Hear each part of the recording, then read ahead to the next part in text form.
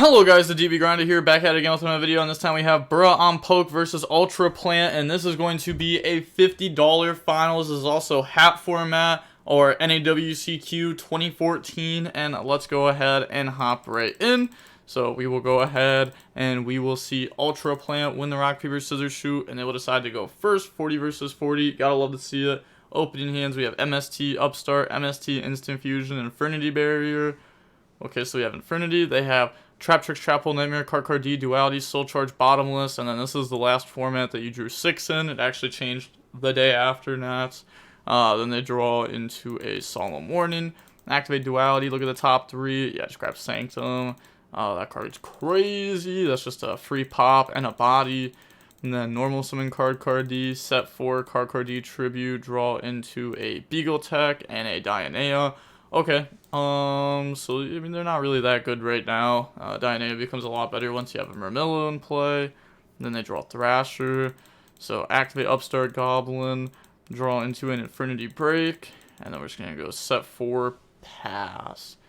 Yeah, that's fair. I mean, you're going to get hit with a trap and get stopped if you try to play. It's not like your play's even that good. It's just Lavable Chain Stack, I'm pretty sure. They're going to go Normal Summon Card D, set Beagle Tech, End Phase, draw into Moral Tech, Murmillo. Then they're going to go MST to hit a Solemn Warning, MST to go ahead and now hit a Bottomless. Yeah, it's also better to MST on the opponent's turn than your turn for a couple reasons. One there is because they had so many cards. So, like, if you pop 2 and then you just get stopped by 1 trap anyways and pass, they can reset multiple cards. And also, if you hit artifacts on their turn, they don't special summon because they only special summon on your turn. Now, hitting Sanctum, would pop one of these. So you could argue, like, they shouldn't have set all of their cards in case if they hit Sanctum because they know it's there and it's like a 50% chance that they're hitting the old ones. So I think that was actually just a misplay. They draw Foolish Burial, and then go main phase, pass, and then end phase, Sanctum goes summon. Oh, they play multiple Beagle Tech. Is this? You can only activate this effect once per turn? Okay. Because this is mandatory to go ahead and destroy. So, effect, destroy Beagle Tech. But then, that one won't be able to activate, which is good for them. They draw Max C. They have Murmillo in rotation now. This can't be special summoned. Yeah, so they can't soul charge that out at any point. Then overlay, make wind up Arsenals and Mayo to pop both the back row, 2 set cards on the field. And then they have a Murmillo that they can summon and get access to a trap card. Oh. Okay, they can't because they only play 1 Trap Tricks, Trap Hole, Nightmare, 1 Bottomless. So that actually sucks a little bit for them that they're not able to get a trap card off of this. They do have Dianea that'll work with it in the future. But now it's just like they have Trap Tricks, Trap Hole, Nightmare, and Maxi against the world. They draw Soul Charge. Okay, special summon out Thrasher. Then Instant Fusion, pay 1,000, chain Maxi. Go ahead, summon out the Commodon Wizard. And then they draw into Call the Haunted, go up into Exceton Knight, and then they're going to use the effect, attach, chain Trap Tricks, Trap Hole, Nightmare, and then they just submit defeat. Okay, on to the next game now. We will go ahead and see Bruh on Poke go first. We got Necromancer, Summoner Monk, Foolish, Infernity, Archfiend, Upstart, and Trapstone. They have Call the Haunted, Soul Charge, Murmillo, DD Crow, and Sanctum. So they do have a hand trap. They do have DD Crow, which is good against the opponent's deck. Yeah, going back on it, a lot of people, they have like Maxi, Veiler, and DD Crow like somewhere in their list. Like, this deck obviously can't play a lot of hand traps because it doesn't really want them in the hand. Summoner Monk, bring out Dark Greffer by discarding Upstart. Dark Greffer, discard Necromancer, go dump Street Patrol, and then set Trapstone, set Foolish. Now here, okay, I was going to say the opponent could DD Crow Street Patrol, but it wouldn't really be worth it because if they really do have Infernity Archfiend in hand, they can just go Lavable Chain, dump Patrol anyways, and get back to it. Now, Infernity Archfiend, go search a Necromancer, overlay for Lavable Chain, detach, go jump Street Patrol. Now here, they have DD Crow. Said Crow question mark? I said nope. Okay, so banish, summon, effect, try to summon Archfiend, but Crow's the Archfiend. Okay. It's not like that plays around too much, though, because now Infernity Break is live, or if you Crow the Street Patrol, it wouldn't be, because they would have a card in hand. It requires no cards in hand. Also, if they had something like a Soul Charge here to bring this back, that would still work, because then they could go in the Sea Dragon, bring out Archfiend. Archfiend goes Search. But a pass, they draw the Transmigration of Prophecy, target 2 cards in the graveyard, and shuffle them back into the deck. Normal Murmillo, Murmillo effect goes Search, and then that's going to go ahead and grab a Bottomless Trap Hole. Okay, and then just set 4, pass to draw MST. So go MST onto Bottomless. Okay. I guess we do got to get MST out of our hand. We're going to go Lava Chain, Detach Summoner Monk, dump Infernity Archfiend, Necromancer effect, chain the Transmigration of Prophecy, chain Trapstun, chain Sanctum to go summon. So Sanctum can go ahead and summon out a Moral Tech, but the Infernity Archfiend will still be summoned. And then Infernity Archfiend effect, Moral Tech effect. So they're going to go ahead, pop Dark Grepher, then go Search. They said Think. They're going to grab out the Infernity Launcher. Yeah, this card's crazy. It's not like they have links though, so they can't just like link their stuff off, but Foolish, go dump Infernity Archfiend. It's actually kind of crazy. Sometimes in the combos with this deck, you would Diamond Diary yourself just to have more space. Activate Launcher, send, bring out Archfiend, Necromancer, Archfiend effect, go Search Barrier, set it, overlay on the 101, 101, take the Moral Tech, and then Necromancer, summon out Archfiend, Archfiend effect, go search out Infernity Break. Then we can set it, go into Sea Dragon effect, bring out Infernity Archfiend effect, go search. Then it's going to go grab an Infernity Break, and then set it. And now we're going to end it at this point because we need to keep a face-up attack position Infernity Monster for our barrier to be live. And then, you know, this is really good too. There's just a bunch of bodies beating you down. And then, also, if you take this much damage early on, it makes stuff like Soul Charge not matter. Yeah, they should actually be at under 1,000, right? Yeah, 300. Oh, we're just gonna go Cowboy. Yeah, we're just gonna go Cowboy and end the game. Okay, yeah, I can respect that. Then it said Pew Pew. Should have used before. Necro. I would have allowed it. Not a good time to throw.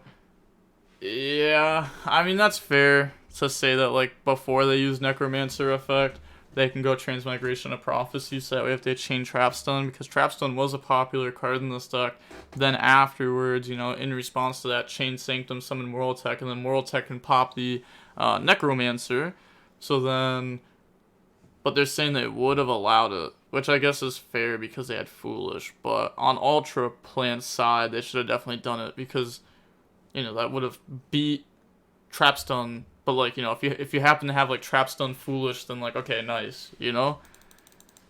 But, okay, on to the next game now. Especially because those were the only 2 unknowns, the sets. So now Ultra Plant will go first. Opening hands, we have Foolish, Trapstun, Infernity Break, Dark Refer Lance. I wasn't even thinking about that, but yeah, they definitely could have done that. Then they have Duality, Trap Trick, Trap Hole, Nightmare, Double Cyclone, Duality, Moral Tech, and Card D.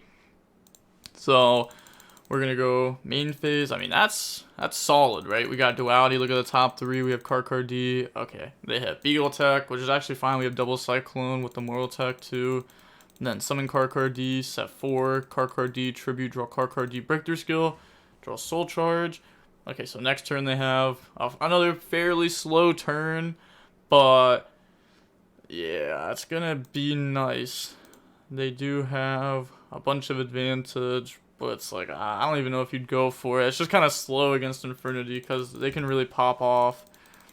Foolish, dump the Archfiend Horus. Effect, go search for an Archfiend card. So grab out the Infernity Archfiend.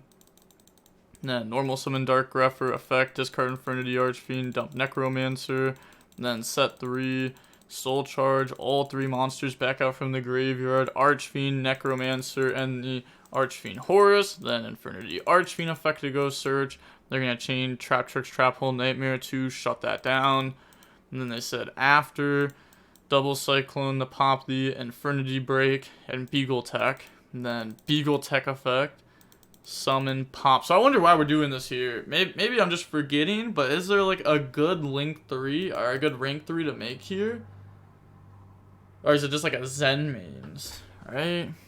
But okay, they're gonna go ahead, summon, effect, pop the Infernity Necromancer, and then they draw into the Transmigration of Prophecy. Okay, that's pretty good. It sucks because card D and Duality stop you from special summoning, and card D stops the battle phase. So it's like, and this says if you draw it, right? Yeah, when you draw it. So you can't just like search and special. That'd be broken if you could do that. But yeah, okay. So main phase. They will now go, yeah, they're thinking hard here, because this is a very important decision on what they want to do. It's like, the cards in their hand stop them from specialing, but the cards on their field want to be specialed. They also could just switch them to attack and then poke, and then make an XYZ. They're going to switch just Moral Tech to attack Dark Grepher, get hit with lands. Huh? Why did we set and then Duality? Also... Okay. Yeah, that was weird. We could have also Beagle Tech beat over this, which I guess, like, they get the search, but, it's actually just so tough that it went down like this. Maybe they were supposed to just make Wind Up, and then Wind Up, pop back row, and then try to beat over Dark Grepher and just leave him with this. And then you have, like, trap cards, but they're gonna Duality in the Max C, which is really good. Not having all their eggs in one basket, so Trapstone doesn't just like auto win. They draw into Summoner Monk. Okay, so summon out the Summoner Monk, switch it to defense, and then they're gonna drop Max C there, just pass turn. Yeah, I mean, we're not really forced to do a whole lot there. We still have Trapstone for their trap cards on a different turn, and if they want to beat over Harris, like, that's gonna be really good for us now because we want an Infernity Archfiend. They draw Blackhorn of Heaven, normal summon card D, set Blackhorn, tribute, draw Duality, Dianea. It's like, okay, it's not good. They draw Rhoda. Okay, so now they're gonna go main phase, Summoner Monk, discard Rhoda, chain Breakthrough Skill, chain Trapstone, chain the Transmigration of Prophecy to shuffle back from the opponent's graveyard the Necromancer and the Archfiend. Okay. But the Summoner Monk still resolves to go summon out an Archfiend, which is just so good. Archfiend effect, go search out the Infernity Necromancer, make Diamond Dyer. Yeah, I don't know. Maybe the opponent shouldn't have maxied when they did. Maybe they should have forced the opponent to play a little bit more. Because, like, they really weren't applying too much war pressure, and the Trapstone was still just going to be really good. And, like...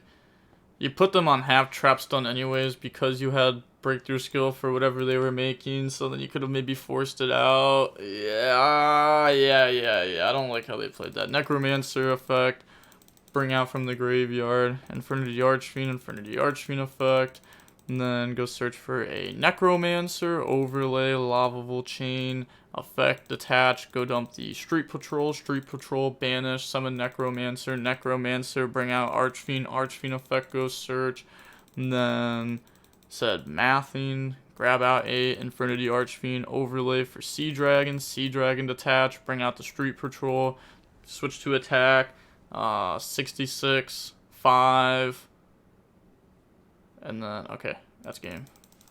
So, battle phase. Yeah, just go ahead, poke with everything, and then that's game. Yep, unless if I did math wrong, but if I did math wrong, we have Cowboy. They admit defeat without saying GG. I mean, yeah, they messed up. Like, it's kind of crazy to think that, like, game 2, they might have been able to win, and game 3, they may have been able to win if they just played it a little bit differently. But, yeah, that's rough. We're going to see Bruh on Poke win the $50 there with the Infernity strategy. This is, like, the combo deck of the format, of hat format. There's also Sylvan, which is also a combo deck. But, yeah, that deck's very good. That deck is definitely very good. And then there's, like, hat control. Or I guess this is even, like, hat, right? Because they're not playing the hands in it. This is just artifact trap tricks with card D. Oh yeah, this is cat. I forgot. This is called cat. Because instead of the hands for H, it's the C for cat. So it was Cat versus Infernity, and Infernity ended up winning. But with all that being said, the DB Grinder signing off. Peace. Have a nice day. Stay safe.